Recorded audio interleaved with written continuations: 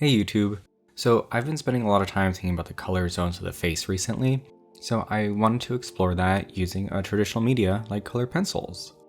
Now, if you haven't caught my other video, I do an in-depth overview of what the color zones of the face are and how you can apply them.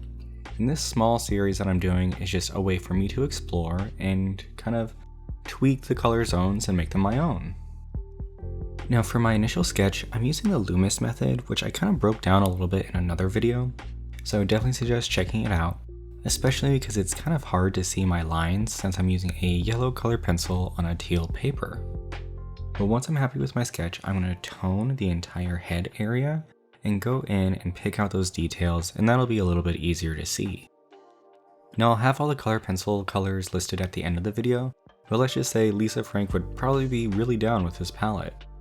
At this stage, I'm just really trying to hone in the features of the face, and I'm using a green because it's a midway between the yellow kind of bone color and the blue shadow color, so I can use it to fade out and create subtle value transitions.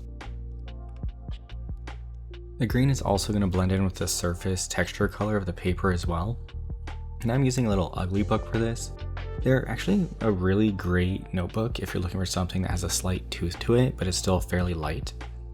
I would not suggest using any kind of wet media on these pages as they would warp almost immediately, but if you are in the market for a new notebook, definitely check them out. Now once I'm happy with my feature placement, I'm going to go back in with my yellow and I'm going to darken up some areas. I'm going to focus on areas where everything's a bit fleshy and a little bit less blood. So that's going to be the area of the forehead where the bone is, part of the nose bridge, a little bit underneath the cheeks. All those spots that we discussed in the color zones video. Once I've got those yellows established, I'll transition to my blues and focus on areas of shadow and the lower quadrant of the face. Now, for the sake of everyone's time, this footage is of course incredibly sped up.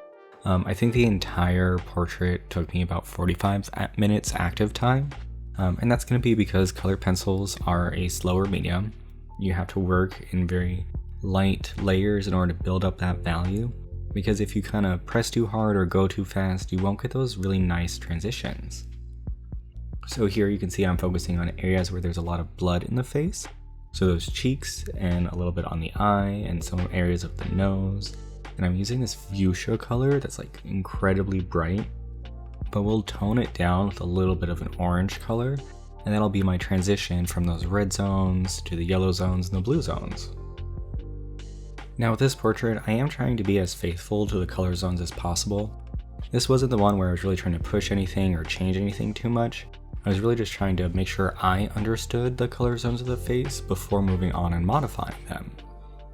And I think working with these really bright colors on a toned paper worked really well because it challenged me to not only think in value, but to kind of reframe what I believe is blue, what I believe is yellow, and just give me a little bit more variance. Now once I start incorporating my darker color pencils like this burgundy and the purple color, really where everything starts to come to life. So if you might have noticed earlier, it looked a little bit weird because we were focusing all that value on the face. These darker colors in the hair and the eyebrows and the shadows are going to really balance out the portrait itself, so the skin won't look as dramatically dark as it did previously, because now we have frame of reference with our other colors. Now the other thing that I really wanted to push myself with this portrait is facial hair, because I am notoriously bad at it.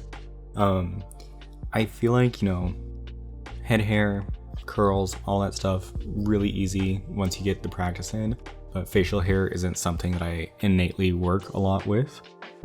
So this was an interesting challenge, learning how to go in and layer those hairs on top of the forms of the face, and being conscious of what areas would be darker and what areas would be longer, and trying to make it look like, it was short beard hair and not kind of like shaggy dog hair. But I think in the end it turned out really well. And I think I was able to bend those hairlines to reinforce the shape of the face, which was really important to me when working on this. I think that the blues underneath really add a lot of that volume, so I was happy to start off with the zones of the face and then add the hair, instead of trying to do that in reverse, where I do the hair first and then try to layer in the color zones of the face. I think that was just a smart process decision.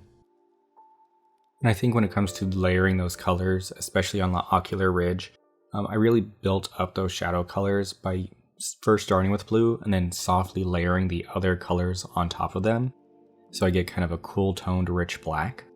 A rich black in color pencil is when you make a really dark value that looks black out of different colors without actually using black.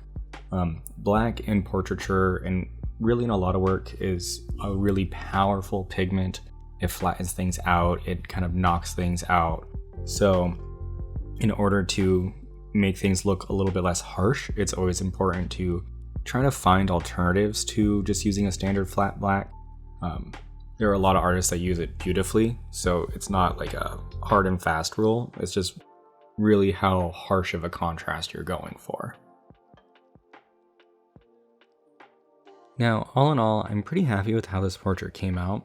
Portraiture is like one of my favorite things when it comes to art, and finding this new angle and exploring the color zones of the face I found to be really, really rewarding.